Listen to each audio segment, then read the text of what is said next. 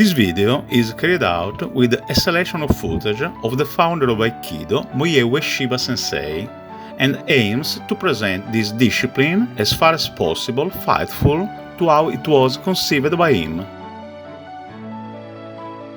Aikido is one of the most modern Japanese martial arts, which was conceived to build strong people, physically, mentally, spiritually, but not aggressive, who can have a firm attitude if required by the situation, but gentle, not provocative, that try, as far as possible, to find a non-violent solution to the conflicts. Therefore, although originating from a military environment, Ueshiba Sensei was for a long time instructor of the Japanese military elite of the time, those we can call today special forces. This discipline does not involve offensive techniques, but on the contrary offers a wide number of techniques which allow us to always be able to adapt the defensive action to the specific situations and to the typology and violence of the attack received.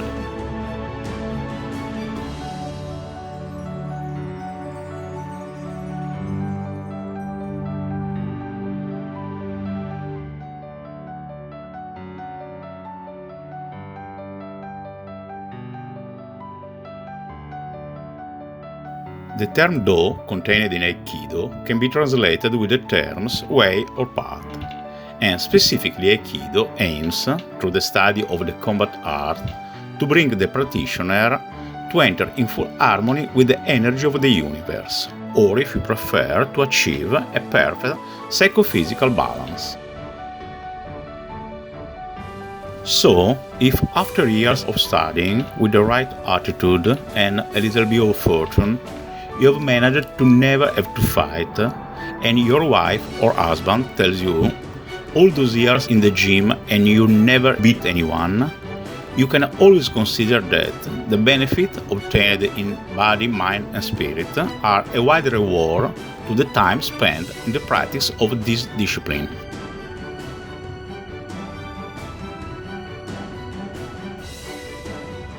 Aikido involves the study of unarmed fighting techniques as well as with weapons like sword, stick and knife, in the versions armed person versus armed person and non-armed person versus armed person. As Ueshiba Sensei often highlighted, who has never stopped thanking the previous generations for the knowledges they've passed down all the way to our generations, Aikido is an evolution of already consolidated fighting styles, which Ueshiba Sensei has further transformed according to very specific criteria that we will see in the following. Summarizing, we can say that the fundamental origins of Aikido can be found in Jiu-Jitsu regarding the aspects more related to the grappling techniques, and in the katana fighting techniques regarding the study of the combat with weapons and many of the strike techniques, normally called in Japanese atemi, techniques in which we use directly the hands as weapons to hit who is attacking us.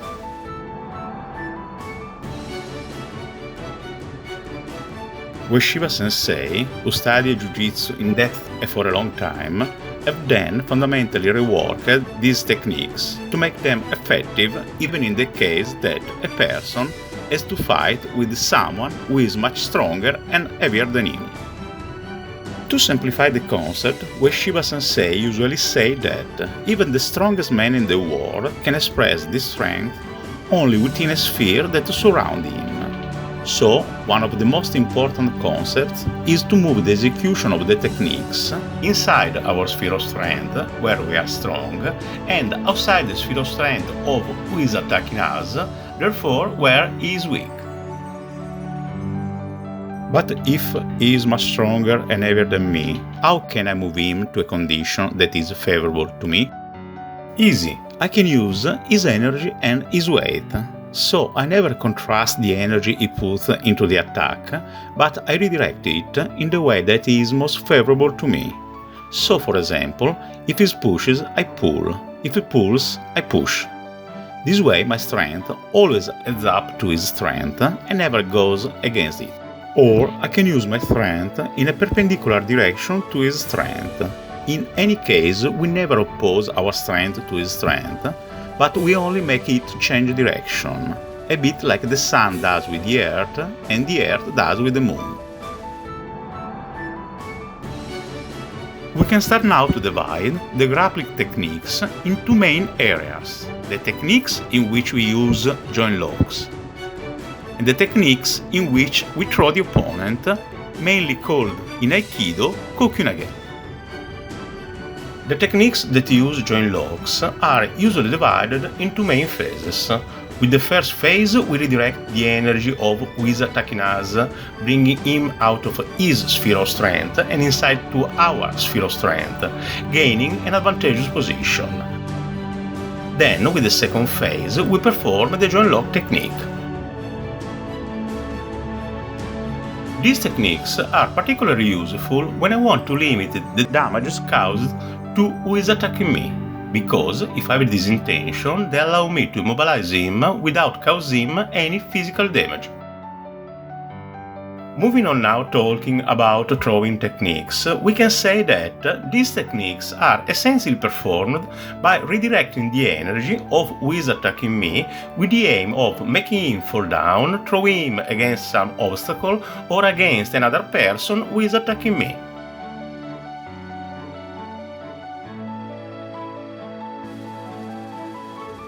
Techniques, which in many cases are extremely essential in the movement, are mainly based on a perfect choice of the execution times.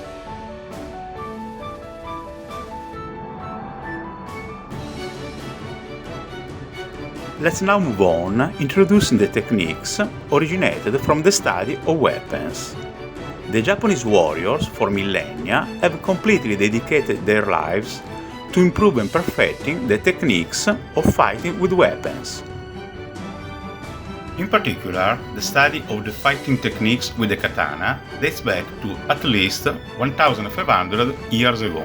Throughout this entire period of time, these techniques have been radically transformed to the point of making these warriors, in the close-distance combat, perfect war machines. In the collective imagination, a Japanese sword fight takes, more or less, the form of the choreography we are looking at. But let's see now how Akira Kurosawa, a filmmaker, who has represented in a surprisingly effective way various aspects of the Japanese life, has proposed the fight with the katanas. As we can clearly see, the movements are extremely essential. He gets close and strikes.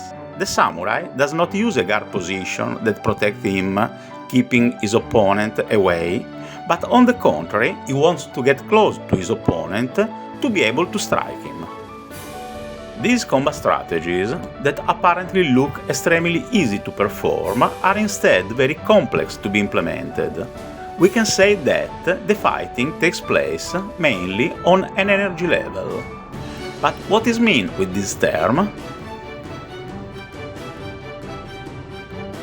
In many schools, it is taught to energetically control the opponent, as does a predator that terrifies its prey until paralyzing them. For this purpose, I can use techniques like yelling, making a bad face, or leveling up.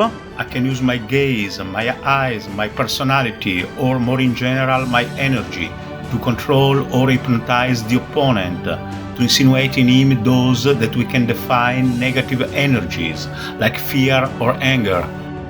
The aim is making him lose control, even for a single instant, so that I can, at that precise moment, hit him. Also in this case, as in the case of the grappling techniques, Ueshiba Sensei has modified the original techniques in a radical way, in the sense that he considers that also the energy that the aggressor uses to try to control the other person is a negative energy, which will take him out of his global balance, so his intention to attack and hit the other person can be used against himself. Therefore, my attitude during the fight must be based on my perceptive abilities, on my intuition, that is to say, on my ability to understand, at least a moment in advance, when and how my opponent will move. In this way, I will be able to move exactly when I need to hit him and eventually avoid his blow. Even better, if I'm able to take him, anticipating him, hitting him exactly when he has decided to hit me, and is starting, or has just started, his attack action. So, my strategy in the fighting is only to stay listening, to be balanced, to be in harmony with the energy of the universe. I'm not looking for a way to hit him, I'm studying his movement, listening every sound, feeling his energy. All my senses are used to read the exact instant in which he will attack, to anticipate him and strike him right in that moment. I don't have an attack project that he can anticipate. I will adapt my action to his attack project. If he will never attack, I will never hit him. On the other hand, if the person who is attacking me has a good energetic perception, he will understand as well that he is not succeeded in instilling in me those negative energies as intended to do, and that therefore he is not controlling me at all. If he is a wise man, he will give up the attack. In many martial arts are told stories about fights between great masters ended without that either of the two masters has attacked the other. Let us now delve into the energy aspect linked with these fighting strategies. As mentioned, my general attitude during the fighting must be of balancing, harmony, listening at every level. All my perceptive abilities must be used to get a clear vision of what is around me. But my open attitude must not leave room for who attacks me to be able to sneak in. The sensei said, don't look directly at the face or at the sword of those who attack you. They could scare or hypnotize you. On the contrary, more generally, don't care about them at all. So, for instance, on a visual level, I have to use what in scientific jargon is defined as indirect vision or peripheral vision, to open up my sensations for the only purpose of reading the moment when he will attack, in order to be able to hit him at that precise instant. Nothing else matters in that moment. Talking now about the educational aspect related to the study of the sword techniques in Aikido, normally it is used an educational path that we could define as traditional, starting from the concept of guard or control, parrying, attacking, in the traditional forms. We study various strategies to get around or avoid the guard of the opponent. Therefore, the more the technical level gets up, the more, as we've seen, the fighting becomes essential. We move indeed on techniques based on the most energetic aspect, on extremely direct movement which require a perfect choice of timing to be effective. Considering now that the most advanced sword techniques don't use parries or a guard position, we can consequently suppose that these techniques can very well be used even with weapons different than the katana, such as, for example, a knife or a stick. I have just to find the right time, go in and strike. Especially in the latest videos of the public demonstrations offered by Ueshiba Sensei, it can be noted that he has often shown kata and techniques with the stick more than with the sword. A sharp stick, such as the one used by him in many demonstrations, is effective as a katana, but involves fewer general management problems. So, even makeshift weapons such as a pen or a fork or directly the hands can be used as effective weapons to strike at vital points.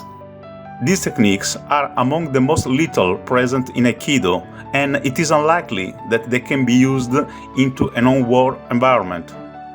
Clearly, however, the more I've acquired confidence in implementing these techniques, the more I'm able to control where and with what intensity I'm going to strike. In this way, therefore, I'm able eventually to limit the damages caused to who attacks me, perhaps only stunning him a little, without causing permanent damages. In many exhibitions, the sensei shows us how he first simulates to hit the opponent using an atemi, and then he performs a throwing or a joint lock technique. So, in the event in which we are attacked by a single person, even if armed, if we want, we can manage the defensive action entering with an atemi just to stun him a little and disorienting him, and then, for instance, disarming him by blocking him with a joint lock. Clearly, if we are attacked by several people, perhaps armed, this strategy is no longer usable, and certainly we have to leave some of them on the ground.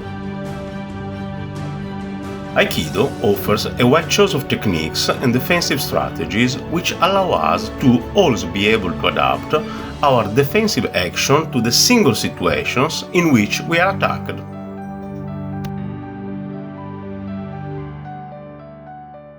Ueshiba Sensei had a very dynamic life which led him to have experiences in the military and religious field, to deepen studies on philosophical and ethical issues, and after a long evolution he conceived Aikido as we know it today.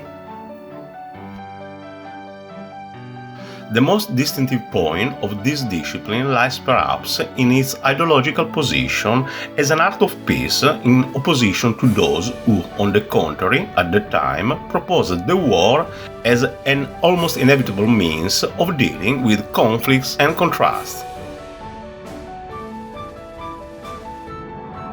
So, in a time in which were written treatises prizing war, Master Ueshiba prized peace, a way that will allow to resolve conflicts in a non-violent way.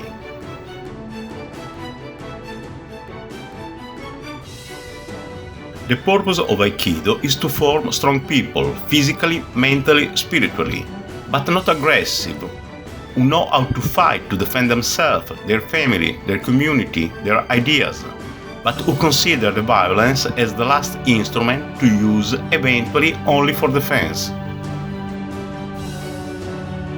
In the practice of Aikido, there is no competition. The practitioners are not in opposition to show who is the strongest, but on the contrary, they help each other to grow up together.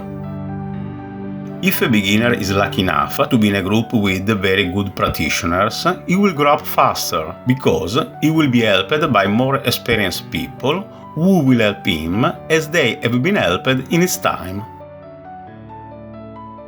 The practice of Aikido is structured so that people can grow up in a balanced way, that they can grow up as friends that, as the master said, they can bring even on earth, or, if you prefer, they can make the earth a better place to live.